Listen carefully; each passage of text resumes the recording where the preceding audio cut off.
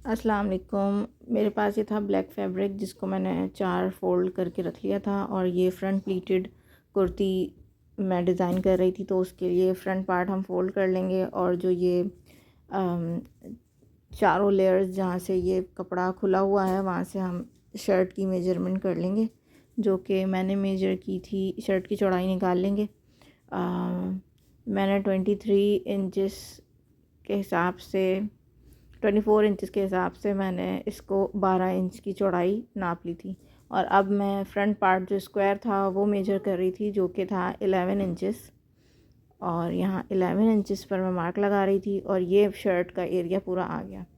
अब ऊपर मैं शोल्डर मेजर कर लूँगी। 7.5 मैंने शोल्डर मेजर किए थे और यहाँ से ये शोल्डर डाउन का मार्क किया था। फिर जो है ये आ गई आर्म होल की गोलाई। और इसके बाद जो है शर्ट मैंने बिल्कुल स्ट्रेट रखी थी, कोई इसमें फ़िटिंग तो होगी नहीं क्योंकि फ्रंट प्लीटेड है, तो साइड से फ़िटिंग भी अगर हम दे देंगे तो वो इतनी प्रोमिनेंट नहीं होगी।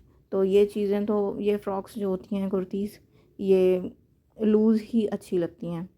तो यहाँ मैं मेजर फिर से कर रही थी 11 इंचेस और यहाँ चौड़ाई मैंने मेजर की थी कि फ़्रंट का जो वो स्क्वायर पार्ट है वो 10 इंचेस का होगा। तो ये 4 हिस्सों में मैंने रखा हुआ है फैब्रिक को। तो ये 5 इंच का मैंने कट करना था फ्रंट का स्क्वायर, तो ये मैंने कट कर लिया था। और इसके बाद जो है वो सारा फ्रंट पार्ट भी अलहदा कर लूँगी, जो कि यहाँ ये सब प्लीट आएंगी इस 10 इंचेस के एरिया पे।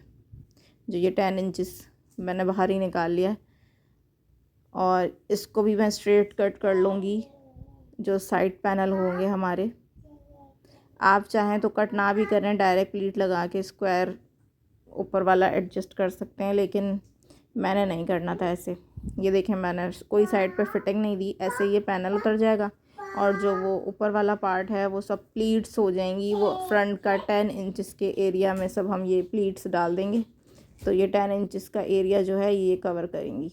और अब जो स्क्वायर मैंने फ्रंट का कट करना था वो कट कर लेंगे इस बचे हुए फैब्रिक से, और फिर इसी फैब्रिक में से मैं कट करूँगी स्लीव्स। तो ये पूरा का पूरा फैब्रिक इस शर्ट की कटिंग में चला जाएगा। अब 10 इंचेस, 10 नहीं 11 इंचेस लूँगी मैं फैब्रिक, क्योंकि ये स्विंग अलाउंस भी जाएगा हाफ इंच। तो ये जो है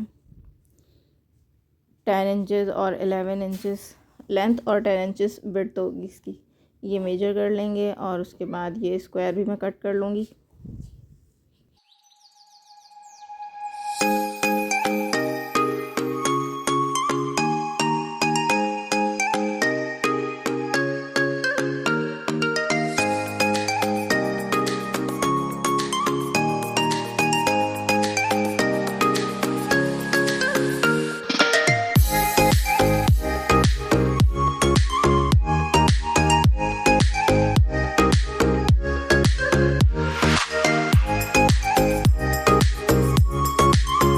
ये फ्रंट और बैक के स्क्वायर कट हो गए और ये अब इस तरह ये ऐसे लग जाएंगे और ये कुर्ती हमारी प्रॉपर तैयार हो जाएगी।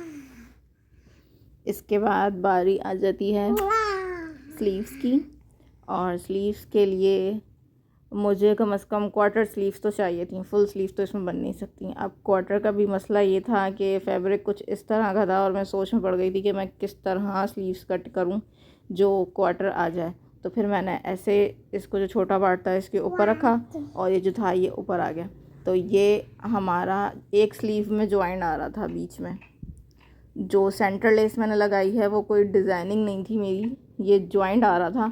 तो जॉइंट की वजह से फिर मुझे दूसरी स्लीव में भी ऐसे ही कट लगा के सेंटर लेस लगा के मैंने वो जॉइंट कवर कर दिया। ऐसे तो जॉइंट बहुत बुरा लगता। तो ये हो गई थी मेरी स्लीव्स। और स्लीव्स मैंने बनानी थी फ्रंट साइड से इलास्टिक वाली, तो वो अच्छी लगती हैं, थोड़ी फ्लफ़ी सी। तो बस ये यहाँ स्लीव्स कट हो गई थी आराम से।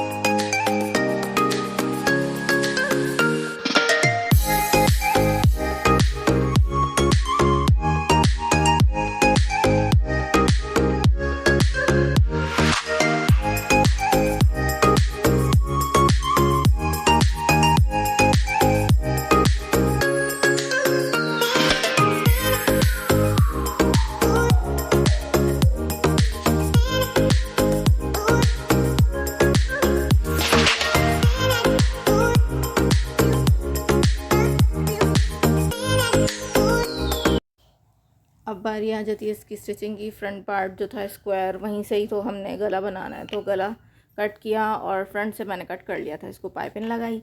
पाइपिंग लगाने के बाद जो है अब मैं साइड पे जो गला है ये मेरा, इस पे पट्टियाँ लगा दूँगी और फ्रंट से अंदर कपड़ा लगा के मैंने इसको बंद कर दिया था और ये कुछ इस तरह का हो गया था। उसके बाद ये बैक पर गला बना लेंगे। बैक पर गला बनाने के बाद दोनों को मैंने ज्वाइन कर दिया था। नहीं, ज्वाइन पहले नहीं किया था।